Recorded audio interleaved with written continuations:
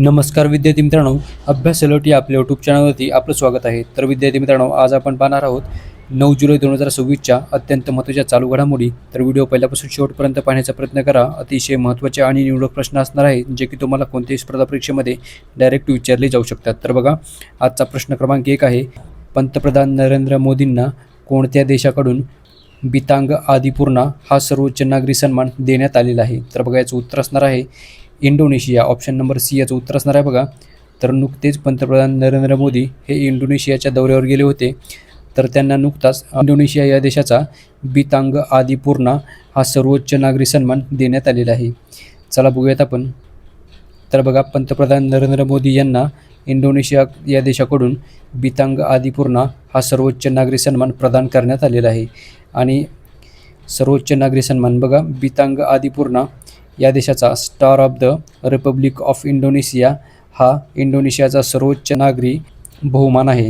जुलै 2026मधील इंडोनेशियाच्या अधिकृत दौऱ्यादरम्यान तिथले राष्ट्रपती प्रबोवो सुबियांतो यांच्या हस्ते पंतप्रधान नरेंद्र मोदी यांना हा सन्मान देण्यात आलेला आहे. तसेच बघा, देण्यामागचे कारण आहे बघा, भारत आणि इंडोनेशिया या दरम्यानचे द्विपक्षीय संबंध आणि धोरणात्मक भागीदारी मजबूत करण्यासाठी पंतप्रधान नरेंद्र मोदींनी केलेल्या उल्लेखनीय कामगिरीबद्दल त्यांना हा सन्मान जाहीर झालेला आहे. लक्षात ठेवा. तर बघा, हा पुरस्कार मिळवणारे पंतप्रधान नरेंद्र मोदी हे पंडित जवाहरलाल नेहरू यांच्यानंतरचे दुसरे भारतीय पंतप्रधान ठरलेले आहेत. हाही पॉईंट लक्षात ठेवा. तर चला पुढचा प्रश्न बघूयात आपण. बघा, प्रश्न क्रमांक 2 आहे. पेरू या देशाची अध्यक्षपदाची निवडणूक कोणी जिंकली आहे? तर बघा, त्यांचं नाव आहे केको फुजिमारो. ऑप्शन नंबर ए याचं उत्तर असणार आहे बघा. तर केको फुजिमारो यांनी पेरू या देशाची अध्यक्षपदाची निवडणूक जिंकलेली आहे. आणि बघा, पेरू या देशाची राजधानी आहे लिमा. तर लक्षात ठेवा. चला पुढचा प्रश्न बघूयात आपण. तर बघा, पुढचा प्रश्न आहे प्रश्न क्रमांक 3 बघूयात आपण. जागतिक पासपोर्ट निर्देशांक म्हणजेच ग्लोबल पासपोर्ट इंडेक्स 2026मध्ये भारताचा क्रमांक कितवा आहे? तर बघा, या इंडेक्समध्ये भारताचा क्रमांक आहे 125वा. तर लक्षात ठेवा. चला बघूयात आपण. बघा, 2026च्या जागतिक पासपोर्ट निर्देशांक म्हणजेच ग्लोबल पासपोर्ट इंडेक्स या रँकिंगनुसार एकूण 197 देशांच्या यादीमध्ये भारताला 125वे स्थान मिळालेले आहे. आणि बघा, गत वर्षीच्या म्हणजेच मागील वर्षीच्या तुलनेमध्ये भारताची रँक एका स्थानाने घसरलेली आहे. तर बघा, सध्या भारतीय पासपोर्ट धारकांना जगभरामधील एकूण 26 देशांमध्ये थेट विजामुक्त म्हणजेच व्हिजा फ्री आगमन व्हिजा म्हणजेच व्हिजा ऑन अरायवल याची सुविधा उपलब्ध आहे. तसेच बघा, हा जो निर्देशांक आहे तो ग्लोबल सिटिझन सोल्युशन्स या संस्थेद्वारे जाहीर केला जातो.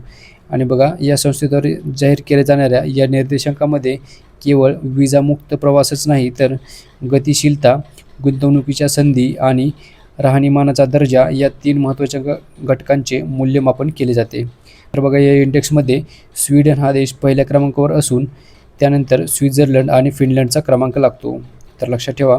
चला पुढचा प्रश्न बघूयात आपण. प्रश्न क्रमांक 4 आहे बघा. बिहार राज्यामधील कोणत्या ठिकाणी जगातील सर्वात जुने वडाचे झाड आढळले आहे? तर बघा, मुंगेर या ठिकाणी हे वडाचे झाड आढळलेले आहे. मुंगेर हे कोणत्या राज्यात आहे? तर बिहार. लक्षात ठेवा. तर बिहार या राज्याची राजधानी आहे बघा पटना. चला बघूयात आपण. बघा, शास्त्रज्ञांनी रेडिओ कार्बन डेटिंग तंत्रज्ञानाचा वापर करून या वडाचे वय अंदाजे 700 वर्षे असल्याचे निश्चित केलेले आहे. तर लक्षात ठेवा. चला पुढचा प्रश्न बघूयात आपण. प्रश्न क्रमांक 5 आहे बघा. नुकताच कोणत्या 2 देशांनी मॅन्ड्रीन या भाषेच्या संदर्भामध्ये करार केलेला आहे? तर बघा, त्या देशाचं नाव आहे चीन आणि बांगलादेश. म्हणजेच ऑप्शन नंबर सी याचं उत्तर असणार आहे बघा. तर या 2 देशांमध्ये नुकताच करार झालेला आहे. चला बघूयात आपण पुढचा प्रश्न. प्रश्न क्रमांक 6 आहे बघा. सुधारित उडान या योजनेसाठी केंद्र सरकारने किती कोटींचा निधी मंजूर केलेला आहे? तर बघा, नुकताच हा निधी मंजूर करण्यात आलेला आहे. तर बघा, याचं उत्तर असणार आहे ऑप्शन नंबर बी. म्हणजेच बघा, 28,840 कोटी एवढा निधी उडान या योजनेसाठी केंद्र सरकारने नुकताच मंजूर केलेला आहे. तर चला बघूयात आपण. बघा, भारत सरकारच्या सुधारित उडान योजनेसाठी पुढील 10 वर्षाच्या कालावधीसाठी आर्थिक वर्ष 2026-27 ते 2035-36 या आर्थिक वर्षासाठी एकूण 28,840 कोटी रुपयांचा निधी मंजूर करण्यात आलेला आहे. तसेच बघा, 2026-27च्या केंद्रीय अर्थसंकल्पामध्ये या योजनेच्या वार्षिक खर्चासाठी 550 कोटी रुपयांची स्वतंत्र तरतूद करण्यात आलेली आहे. तर लक्षात ठेवा. चला पुढचा प्रश्न बघूयात आपण. प्रश्न क्रमांक 7 आहे बघा. कॉन्फेडरेशन ऑफ इंडियन इंडस्ट्रीचे अध्यक्ष कोण बनले आहेत? तर बघा त्यांचं नाव आहे R Mukundan. Option number D याचं उत्तर असणार आहे बघा. तर नुकतेच कॉन्फेडरेशन ऑफ इंडियन इंडस्ट्रीचे अध्यक्ष बनलेले आहेत बघा आर मुकुंदन. चला पुढचा प्रश्न बघूयात आपण. प्रश्न क्रमांक 8 आहे बघा. ऑपरेशन सुरक्षित सायबर स्पेस कोणत्या राज्यात सुरू करण्यात आले आहे? तर बघा त्या राज्याचं नाव आहे गुजरात. ऑप्शन नंबर बी याचं उत्तर असणार आहे. तर गुजरातची राजधानी आहे बघा गांधीनगर. चला बघूयात आपण. बघा या ऑपरेशनचे मुख्य उद्दिष्ट आहे तंत्रज्ञानावर आधारित पोलिसिंग आणि सायबर जागरूकतेच्या माध्यमातून महिला आणि बालकांची ऑनलाईन सुरक्षा अधिक मजबूत करणे हे या मोहिमेचे मुख्य उद्देश आहे. तर लक्षात ठेवा. चला पुढचा प्रश्न बघूयात आपण. बघा प्रश्न क्रमांक 9 आहे.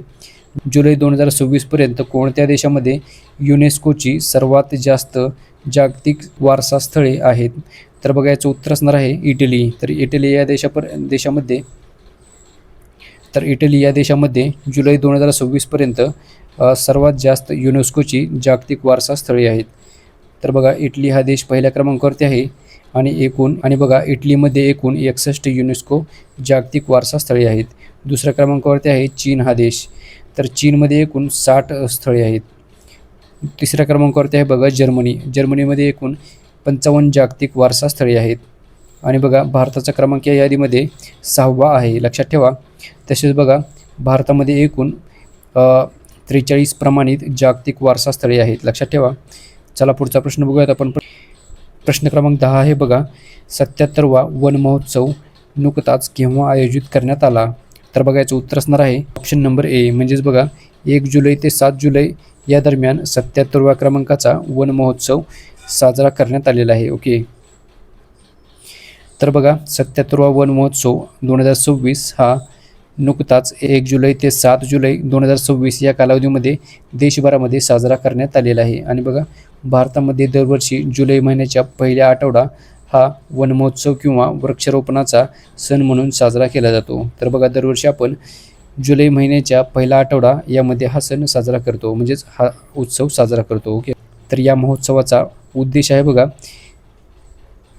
तर बघा यावर्षीचा वन महोत्सव प्रामुख्याने एक पेड माँ के नाम 3.0 या देशव्यापी मोहिमेअंतर्गत साजरा करण्यात आलेला आहे आणि ज्यामध्ये लाखो रोपे लावण्याचे लक्ष्य ठेवण्यात आलेले आहे. तर लक्षात ठेवा. तर विद्यार्थी मित्रांनो आजच्या दिवसाचे जे करंट अफेअर्सचे प्रश्न होते ते सर्व आपण कव्हर केलेले आहेत. तर भेटूयात आपण उद्या सकाळी. धन्यवाद.